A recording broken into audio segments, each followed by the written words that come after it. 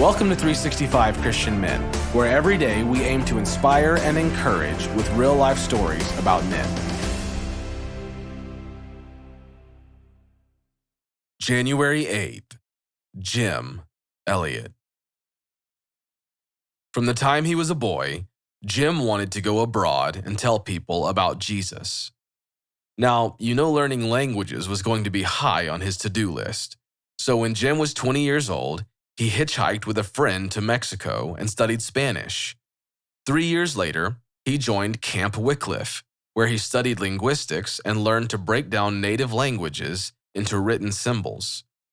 After a few more years, he made it to Ecuador and spent 3 years learning the Shandia language. But Jim also wanted to reach the Waodani tribe who lived deep in the jungle, so he learned their language from a woman who had left the tribe.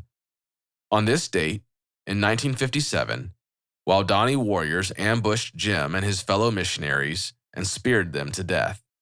Jim had a gun, but he refused to shoot the natives. You often have to choose: do what's loving or do what's safe. Choose eternal. Deep in the Amazon jungle, the Waodani tribe lived as if it were still in the Stone Age. For hundreds of years, they met all intruders, from conquistadors to gold hunters, with spears. In 1955, oil companies with soldiers invaded the territory, and the Waodani retaliated. They killed the oil company's employees. Now, rumors abounded, plans for the military to eradicate the Waodani nuisance. In nearby Shandia, 28-year-old Elliot and his fellow missionaries prayed for a chance to contact the Waodani before the military could attack and wipe out the natives. One day, a Waodani girl fled the tribe and befriended missionary Rachel Saint. As the trust in their relationship grew, the girl taught Rachel and the rest of the team some simple phrases from the tribe's hidden language. Seeing a window of opportunity to reach the tribe, Jim organized a plan and put it into action. In a small plane, for 13 weeks, the missionaries flew over the village in tight circles, dropped a rope, and dangled a bucket of gifts like rock salt and buttons. With a loudspeaker, they broadcast simple phrases of friendship the girl had taught them. "We like you. We are your friends." Pretty soon, the Waodani responded by putting gifts in the bucket for the missionaries. Ecstatic and full of hope, the missionaries planned for the men to have a face-to-face meeting with the natives. Of course, there was danger. These people had never welcomed outsiders. Jim, his friends, and their wives talked about the possibility that the men would not return, but they believed the only way to convince the Waodani that Jesus loved them was to avoid violence. So, the missionaries took a vow: they would not use violence.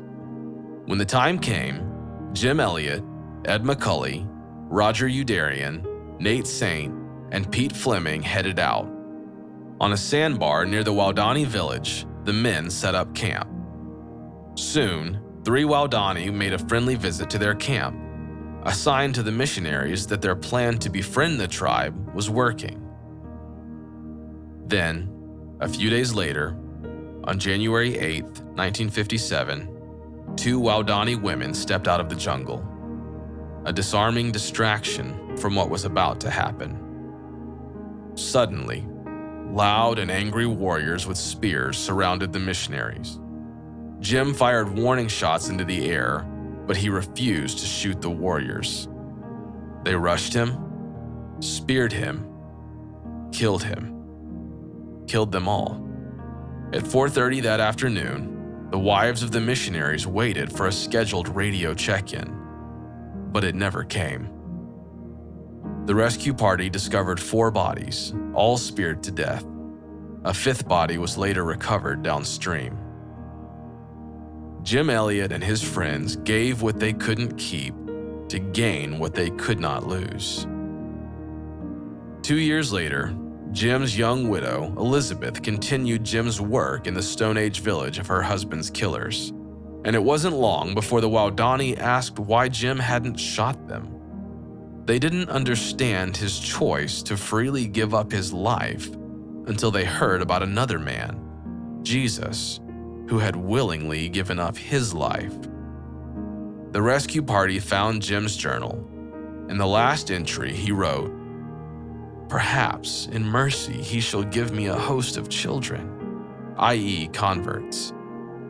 But if not, if only I may see him, touch his garments, and smile into his eyes, then, not stars nor children shall matter, only himself." Jim Elliot really believed scripture passages like Luke 9:24. "For whoever wants to save his life will lose it, but whoever loses his life for me will save it." He not only believed it, he lived it. Elliot emptied himself and spent everything he had so that he might gain eternity.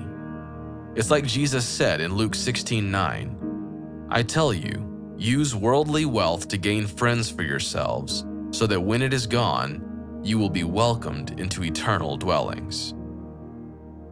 Take a moment to think about what you hold on to most tightly. Can you keep it forever? You often have to choose.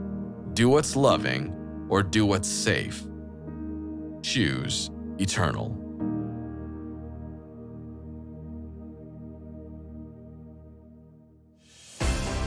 Thank you for listening to today's story. Every day of the year, our hope is to inspire you with real-life stories of faithful men who have gone before us. Hebrews 12:1 says, "Therefore, since we are surrounded by so great a cloud of witnesses, let us lay aside every weight and the sin that so easily ensnares us. Let us run with endurance the race that is set before us, looking to Jesus, the author and finisher of our faith." Join us tomorrow for another story at 365christianmen.com.